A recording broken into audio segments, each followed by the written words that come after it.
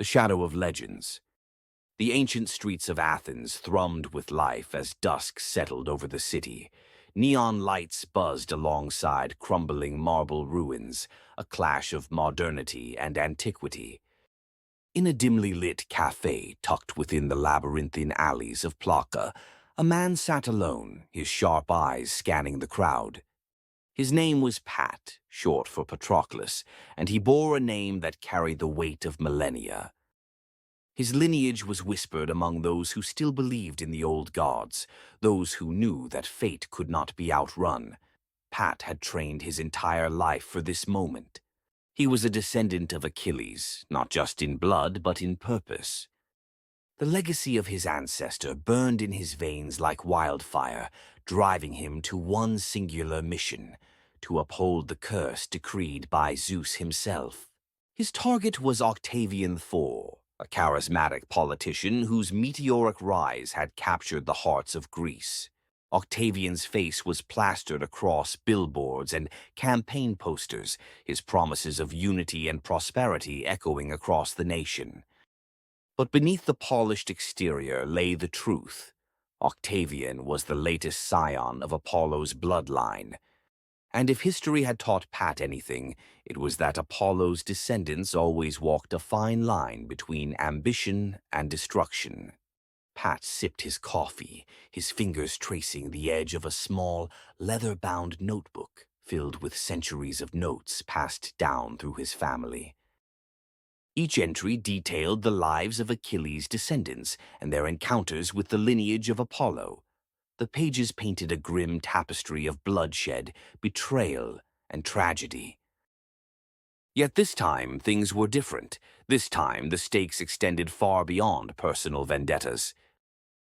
Octavian wasn't just another rival. He was poised to become the Prime Minister of Greece. Pat's phone buzzed on the table. A text from his handler, an enigmatic figure who went by the codename Thetis in honor of Achilles' mother. Thetis, target en route to Parliament Gala. Intel suggests heightened security. Proceed with caution.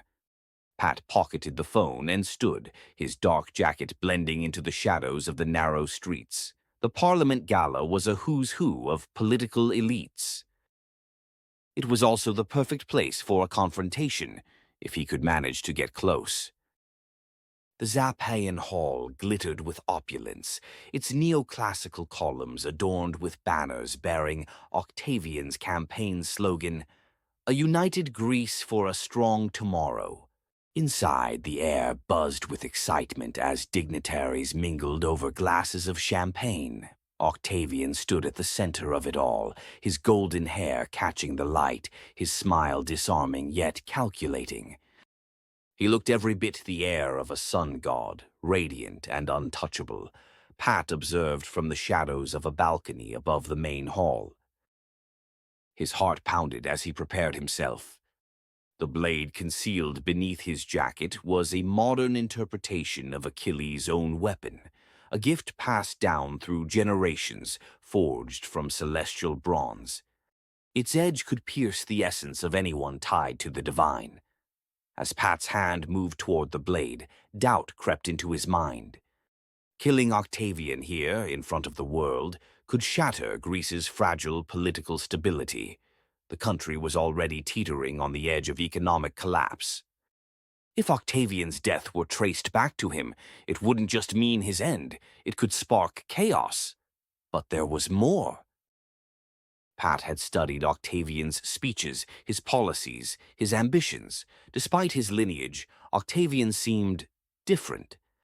For the first time in centuries, a descendant of Apollo was poised to unite rather than divide, to lead with reason instead of hubris.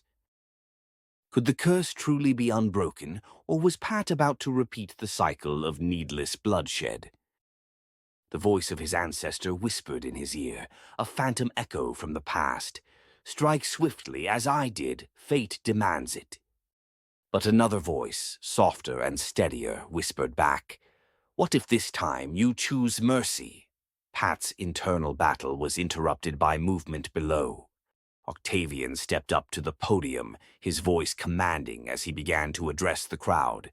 Tonight we stand on the brink of a new era, one of unity, of strength, of hope. Together we will rebuild the foundations of this great nation. The crowd erupted in applause, but Pat's sharp eyes caught a flicker of something else. A man in the far corner reached into his coat, his movements too deliberate to be innocent. Pat's instincts screamed at him. Someone else was hunting tonight, and it wasn't him. Without hesitation, Pat abandoned his plan. His blade flashed as he leapt from the balcony, landing mere feet from Octavian. The crowd gasped as the assassin's gun fired, but the bullet never reached its mark. Pat's blade deflected it with inhuman precision, the celestial bronze glinting in the chandelier's light. The assassin fled, but Pat didn't pursue. Instead, he turned to face Octavian, who looked at him with a mixture of awe and suspicion. "Who are you?" Octavian asked, his voice steady despite the chaos around them. Pat hesitated, the weight of his lineage and the curse heavy on his shoulders. "Someone trying to decide whether you're worth saving or killing." And with that, Pat disappeared into the crowd, leaving Octavian to wonder whether his savior was also his greatest threat.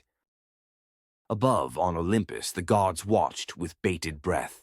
Zeus smirked, Apollo seethed, and Athena whispered to herself, "The game begins again." Thanks for watching. Please like and subscribe for more.